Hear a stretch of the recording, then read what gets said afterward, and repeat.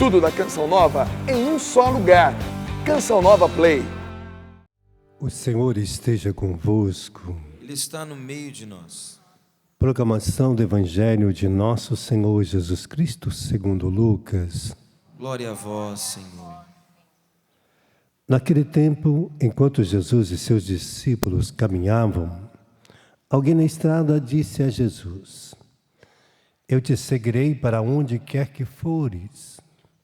E Jesus respondeu: As raposas têm tocas e os pássaros têm ninhos, mas o Filho do Homem não tem onde repousar a cabeça. Jesus disse ao outro: Segue-me. Este respondeu: Deixa-me primeiro enterrar meu pai. E Jesus respondeu: Deixa que os mortos enterrem os seus mortos, mas tu vai anunciar o reino de Deus. Um outro ainda lhe disse: Eu te seguirei, Senhor, mas deixa-me primeiro despedir dos meus familiares. Jesus, porém, respondeu-lhe: Quem põe a mão no arado e olha para trás, não está apto para o reino de Deus. Palavra da salvação. Glória a vós, Senhor.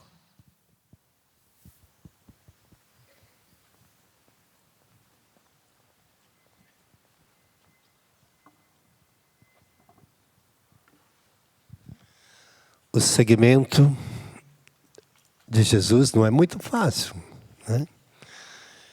As exigências são muito grandes e a gente não compreende humanamente todos esses sentidos. A gente fica indagando no nosso coração: como seguir Jesus? É preciso ter retidão, porque não é outra coisa senão um coração reto, um pensamento reto, um sentimento reto, para que eu consiga ver, enxergar aquilo que talvez meus sentimentos ainda não enxergam. Mas é preciso que eu coloque dentro de mim esta riqueza. Não existe outro lugar para o qual eu poderei ir, a não ser o céu. Se eu coloco o céu dentro de mim, eu vou andar olhando para esta graça. O céu está reservado para mim. Ele é ali que eu quero habitar. É nesse lugar que eu quero encontrar com a minha vida em plenitude.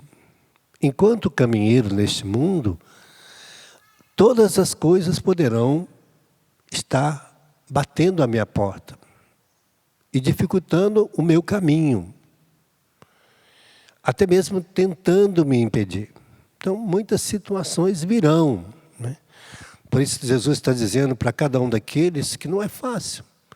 Você falar: deixa os mortos enterrar seus mortos, né? É fácil? Não. Esse dia eu estava pregando lá em São José do Rio Preto. Aí meu sobrinho morreu. Aí me ligaram: olha, fulano acabou de falecer.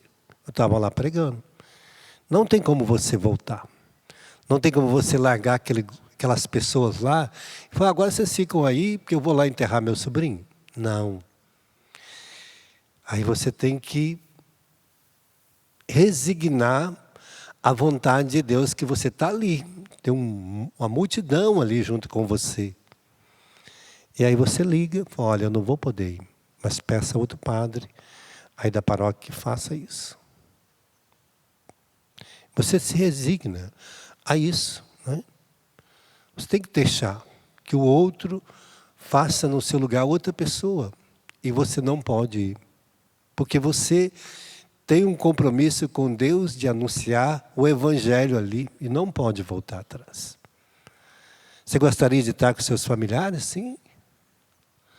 Mas a distância, a situação nos impede muitas vezes de poder querer fazer a nossa vontade. Mas a de Deus.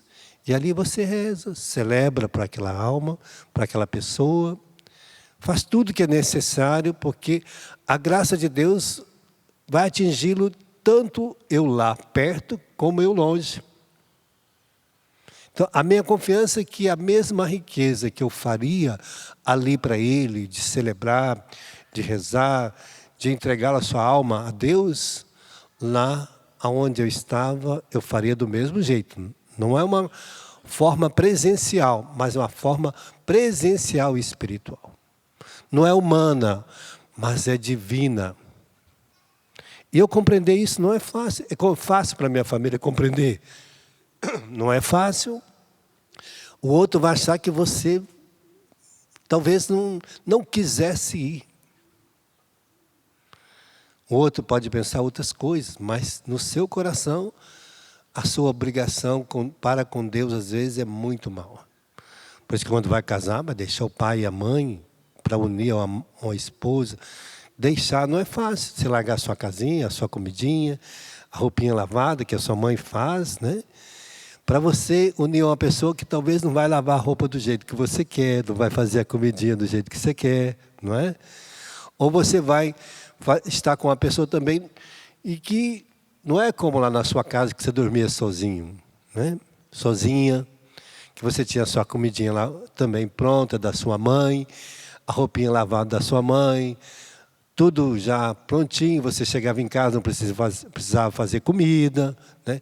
Quando você casa, aí você tem que fazer comida, porque a panela está vazia, né? Você deixar não é fácil. Mas é uma exigência para que o amor que está ali em volta faça todas estas coisas acontecerem. O amor de Deus faz isto em nós, né? É capaz de nos dar esta riqueza. Por isso Jesus diz, olha, e seguir alguém também que não vai te dar riqueza nenhuma. Não vai te dar bens materiais. Olha, o filho do homem não tem onde reencostar a cabeça, né? Você vai segui-lo na pobreza.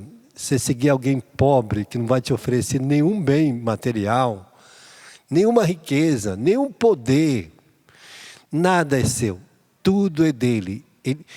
Ele age através do seu querer em Deus. Toda e qualquer riqueza, todo e qualquer milagre, todo e qualquer prodígio que eu fizer, nada é meu. Tudo é de Deus. E você ainda realiza tudo para Ele. E para alguém que você vai servir que não vai te dar bem material. Nada. Nenhum bem material. Nenhuma riqueza. Nenhum poder. Nada. Nenhum ter. Então, essas três dinâmicas, né? Ser, ter e poder, fica zero. Você entra com todo o seu amor e querer para realizar a missão de Deus. Ainda tem que fazer bem feito. Não pode ser mal feito. E não pode ser de qualquer jeito. Tem que ser integral. Tem que ser tudo, porque Ele exige tudo. É um segmento exigente, mas que realiza. Por isso é uma multidão de gente que vai experimentando como a primeira leitura de hoje, que é do livro de Jó, que são os 5 livros sapienciais, né? Nós temos o Jó, o livro da sabedoria, o livro do Eclesiástico e dos Provérbios. Quem quiser ser sábio em Deus, ser rico em Deus, ver a glória de Deus já nesse mundo, tem que ler esses 5 livros. E começando pelo livro de Jó, que nós estamos vendo agora esses dias, que mostra todo o sofrimento de um homem sobre a face da terra. Tudo que o servo sofredor de Deus experimenta, o livro de Jó nos ensina. E como experimentar o sofrimento sem se revoltar contra Deus. Porque Deus não mandou o sofrimento, Ele permitiu. Ele deixou que acontecesse para provar a fé de Jó. Ele deixou. Mas quem causou todo o dano em Jó foi o demônio. Como que fosse algo divino. E ainda coloca toda uma situação perto dele. E as pessoas o acusando ainda de pecado, de que ele tinha errado. Por isso ele estava pagando um preço do erro. E ele não tinha feito nada errado. Ele não tinha pecado. Ele era um servo fiel a Deus. E diante desse sofrimento, ele vai experimentando até mesmo as conversas com seus amigos que vêm para saber por que aconteceu aquilo e o que é a causa desse sofrimento. E muitos vão dizer para ele, ele vai dizer, olha, hoje ele está respondendo, ó, Deus fez tudo.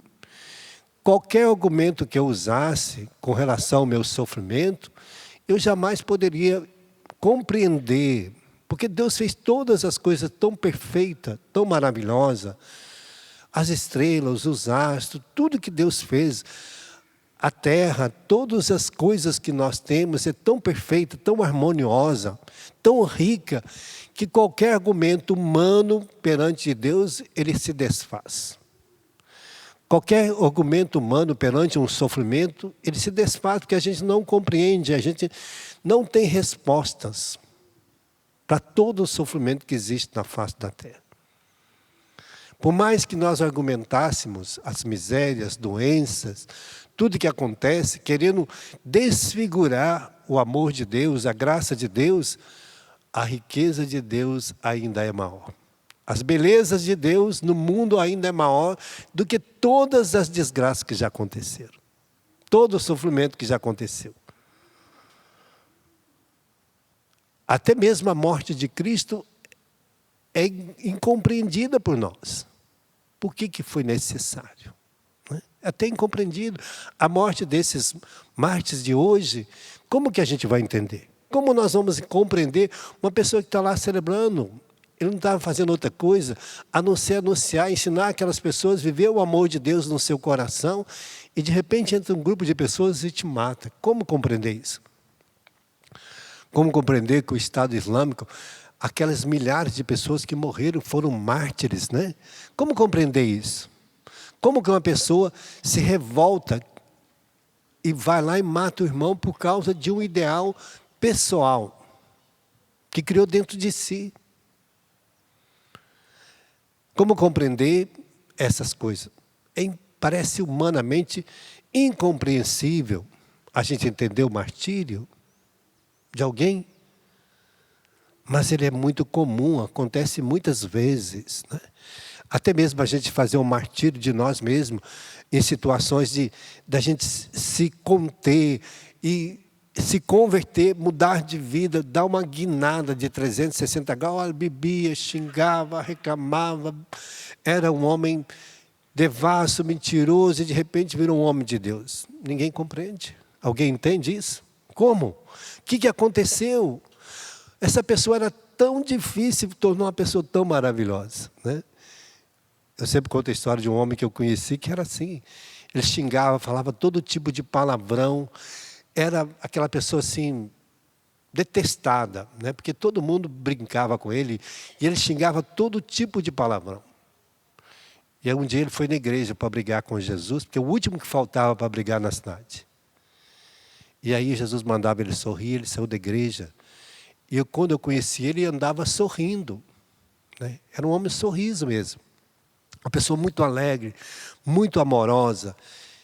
E ele contou essa história para mim. Ele dizia, olha, antes eu brigava com todo mundo, brigava com a minha família, brigava com meus filhos, brigava com meus vizinhos, brigava com todo mundo. Eu era uma pessoa detestável.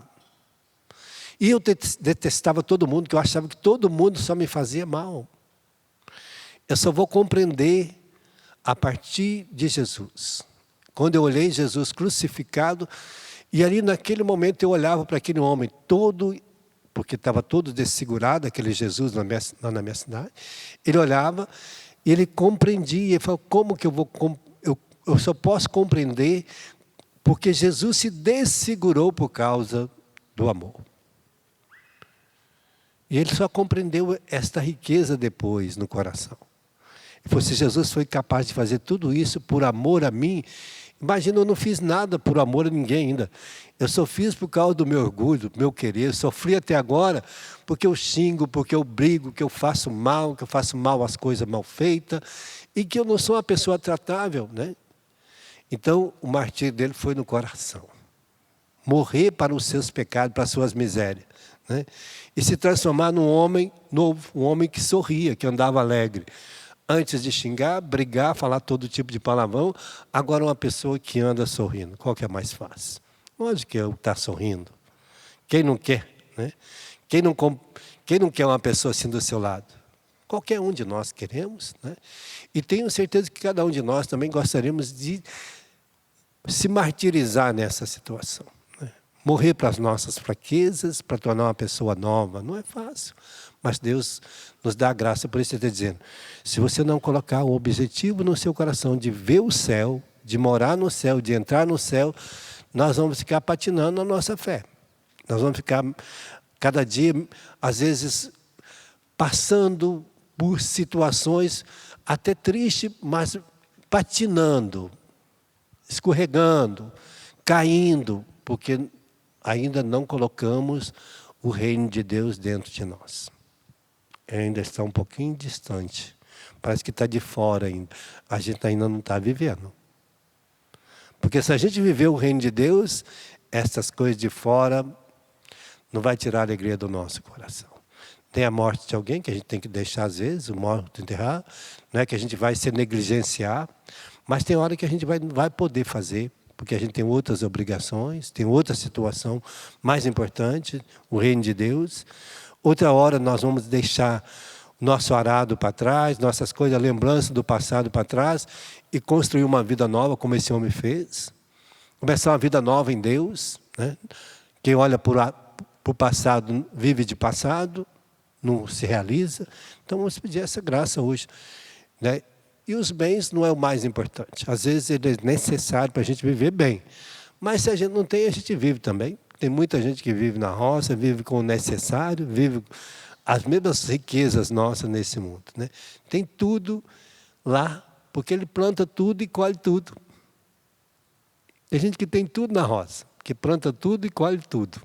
Vive daquilo que tem e vive feliz, né? Porque tem tudo na sua mão para se realizar. Fecha teus olhos um pouquinho, vamos pedir essa graça hoje. Eu não sei o que está impedindo você de chegar ao reino de Deus, de mergulhar no reino de Deus. Se é a sua casa, se é seus bens, se é seu serviço, seus interesses pessoais, particulares. Se é alguma coisa que está impedindo você de mergulhar a sua vida nas riquezas de Deus. Hoje o Senhor está nos oferecendo esta riqueza. Ele, a sua salvação, a sua glória. Para que olhando para esta riqueza nós mergulhamos a nossa vida e experimentamos como esse homem. Morrer para a vida velha e nascer para uma vida nova. Morrer para as nossas tristezas e descobrir as riquezas de Deus, as alegrias de Deus. Morrer para as nossas riquezas pessoais e mergulhar nas riquezas de Deus e saber distribuí-la a cada dia. Nós pedimos, Senhor, esta graça para nós no dia de hoje.